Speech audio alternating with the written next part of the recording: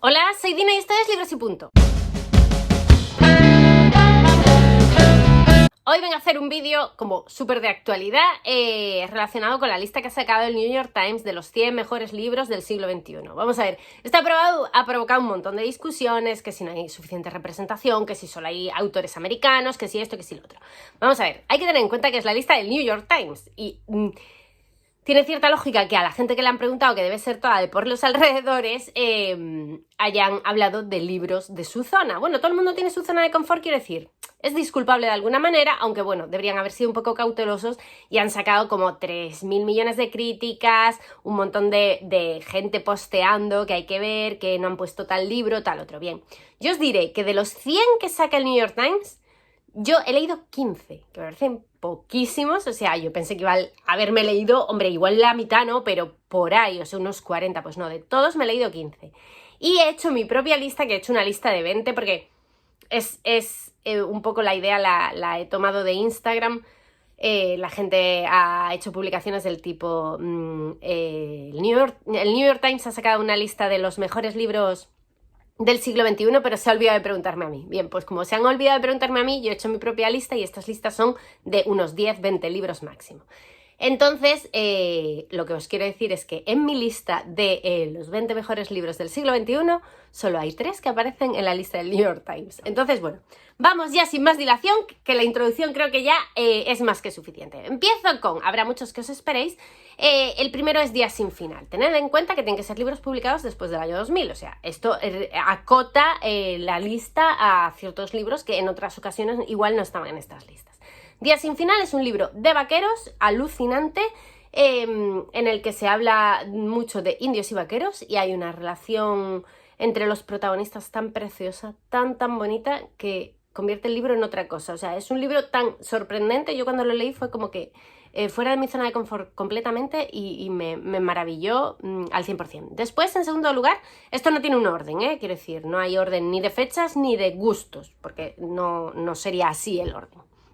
He puesto Exhalación de Chang, que es un libro de relatos, es el único libro de relatos que hay en la lista. Vamos a ver, ya sabéis lo que digo yo de este libro, es ciencia ficción. No sé si es ciencia ficción tan buena como me pareció a mí, pero como yo no soy lectora habitual de ciencia ficción, a mí me voló la cabeza las premisas que trae y las cosas, sobre todo las cosas en las que me hizo pensar. En tercer lugar he puesto Piranesi. Piranesi creo que es un libro que es poesía en estado puro, o sea, es poesía narrativa. Es una delicia imaginativa y de estos libros que hipnotizan.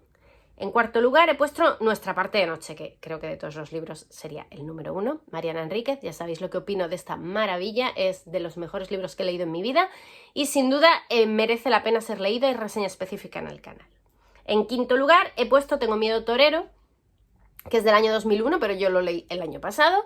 Es un libro muy tierno que tiene una protagonista de la que te enamoras, o sea, la protagonista es un personaje inolvidable completamente, luego tiene una parte muy risible, está muy equilibrado el libro y es una preciosidad.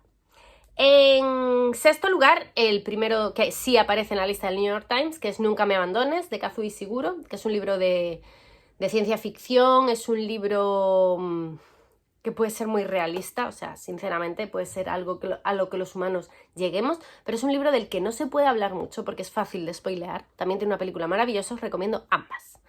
Después, en séptimo lugar, he puesto La historia del amor, que es un libro tierno, o sea, es un libro tierno, no hay mucho más que decir de este libro, no es que sea una historia que te va a cambiar la vida, pero es tan tierno, se hace muy profundo, toca el corazón mucho. Es un libro de esos que a mí me gustan siempre, cuando apelan tanto a los sentimientos y todo es como bonito en general, o en conclusión más bien.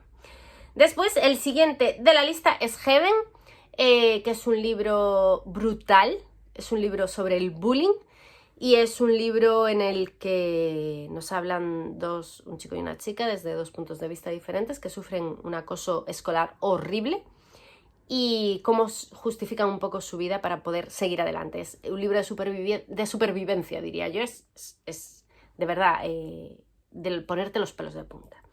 Después he puesto Ru, que es un libro sobre Vietnam, sobre el conflicto, sobre la migración, y es un libro muy revelador. Para mí fue sinceramente, una revelación completa y absoluta de la primera a la última página. Yo no tenía ni idea de cómo había sido todo el conflicto vietnamita y fue mi inicio con este país.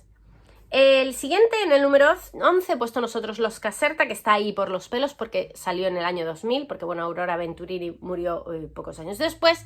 Es una narradora increíble, una historia de monstruos, hechos personas y de familia y de supervivencia también un poco, y fue muy sorprendente esta lectura para mí, me maravilló. En el número 12 he puesto Leonor y Park porque yo creo que tenía que haber algo juvenil en esta lista. Ya sabéis que yo soy muy pro juvenil, o sea, muy defensora. Y Eleanor y Park cumple muchos requisitos para una buena historia, marcó muchísimo. Creo que en siglo XXI Eleanor y Park debe ser de lo mejor que hay en juvenil, pero con diferencia. El siguiente, en el número 13, Mr. Wynne de Barico. Ya sabéis que creo que este libro supera a muchos otros sencillamente por original. Creo que es un libro francamente original, que cuenta una historia desde un punto de vista muy diferente, que habla de escritura y de un escritor en concreto y de lo que él quiere hacer con su escritura. Me parece una genialidad. En el número 14 tenemos otro libro que aparece en la lista del New York Times, que es El jilguero de Donna Tartt. Lógicamente le dieron el Pulitzer, solo faltaría que no estuviera en la lista del New York Times. Ya sabéis, Donna Tartt, escritora favorita, entonces bueno, un poco más hay que explicar.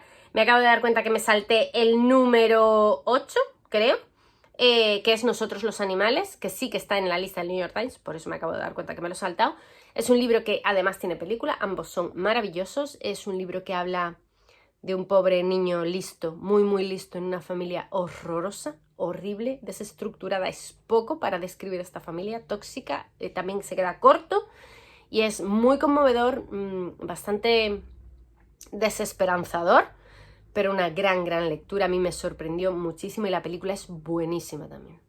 Después, el siguiente de la lista es Canciones de amor a quemarropa, que es un libro en el que si yo solo tú pudiera decir algo de qué va este libro va de la amistad adulta y de la vida en general. Es uno de mis favoritos de la vida, lo recomiendo siempre porque Nicholas Butler es un gran contador de historias.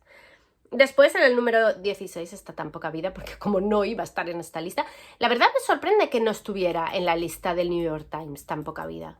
No sé, me sorprendió, me lo esperaba en la lista, sinceramente. Para mí es una maravilla, es un libro doloroso, horroroso, en el sentido de lo que te están contando, pero es un libro impecable, con unas descripciones de morirse, o sea, yo no he visto descripciones mejores en mi vida. Después, en el 17 he puesto El fin de la soledad, que es un libro súper intimista, que habla del duelo, del crecimiento, nos cuenta la historia de 3 hermanos, y es un libro que como que muy tapado, no conozco a mucha gente que lo haya leído, y es un libro magnífico, pero magnífico a unos niveles alucinantes. De hecho, ganó un premio de literatura europea o no sé qué, y debería haber ganado muchos más porque os digo que es francamente bueno esta historia. Después, en el número 18 he puesto Actos humanos de Han Kang. En la lista de New York Times está La vegetariana. Sinceramente me sorprendió que estuviera. Hay 2 libros coreanos en la lista. Me sorprendió bastante y La vegetariana es uno de ellos. Yo La vegetariana ya sabéis que no es que me gustase demasiado. A mí el que me gustó sobremanera de Han Kang es sin duda Actos humanos y es el que está en esta lista. Nos hablan de un momento puntual en la historia de Corea en la que arrasaron con todos los estudiantes en una ciudad para reprimir una manifestación y bueno, fue terrible, murió un montón de gente y es una cosa como súper llamativa, bastante reciente en el tiempo y de la que, vamos, no sabía nada nadie, o sea, de estas historias que se quedan ahí y parece que nunca sucedieron. En el número 19 he puesto Carcoma, leído hace poco, creo que es una obra maestra, creo que esta chica le sigue los pasos de cerca a Mariana Enríquez. Lo veremos, pero desde luego si sigue escribiendo tan maravillosamente bien y tan horrorosamente siguen sus historias adelante, se coronará como una grandísima escritora. O sea, estoy muy maravillada con Carcoma, leída, ya os digo, hace unos meses. Y en último lugar tenía que poner algo de Pierre Lemaitre, porque claro, para mí Pierre Lemaitre ha sido el descubrimiento del año pasado y sigue siéndolo este año, y tenía que poner algo suyo. He puesto Nos vemos allá arriba porque creo que es como el más emblemático, han hecho película, podía haber puesto Vestido de novia, pero a mí personalmente me gustó mucho más Nos vemos allá arriba, que da el inicio a una saga. a una de las sagas que tiene y que es una joya de la corona, pero ya os digo, de Pierre Lemaitre os podéis leer cualquiera, que vais con casi total seguridad a encontrar un libro para la lista del New York Times, así de claro os lo digo. Y nada, eso es todo por el vídeo de hoy. Vuestras opiniones serán bien recibidas en los comentarios y yo como siempre os contesto. ¡Adiós!